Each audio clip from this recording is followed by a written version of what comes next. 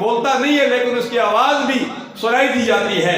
ایسے ایسے عیب بنا دیے گئے ہیں لیکن اب پتہ نہیں چلتا تو کیا کہہ رہا ہے. گزشتہ دنوں دھرنے کے دوران ایک بندے کے متعلق نماز پڑھ رہا تھا.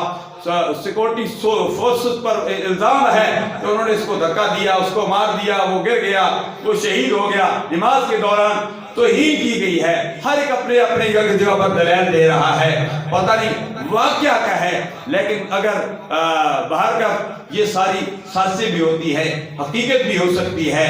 باہر کا کسی دوران ریلوے سارے راستے بند تھے.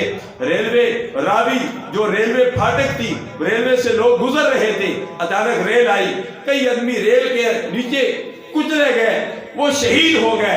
اب وہ دور ہے کہ سرکار نے فرمایا تھا مارنے والے کو پتہ نہیں لگے گا کہ میں کیوں مار رہا ہوں, اور مرنے والے کو پتہ نہیں لگے گا کہ مجھے کیوں مارا گیا ہے. مارنے والے کو بھی پتہ نہیں لگا میں نے کس لیے مارا, مرنے والے کو بھی پتہ نہیں لگا گیا کہ مجھے کس لیے مارا گیا. فتنوں کا دور ہے. ان فتنوں کے دور میں مرکز کے ساتھ وابستہ رہیے, علماء کے ساتھ وابستہ رہیے, مشائخ کے ساتھ وابستہ رہیے جو قرآن حدیث کے روشنی میں آپ کو اس فتنوں سے بچائیں گے. سرکار نے فرمایا ایک ایسا وقت آئے گا لوگ اس اتنے فتنے ہوں گے کہ لوگ اپنے ایمان کو بچانے کے لیے پہاڑ کا دامن تھامیں گے.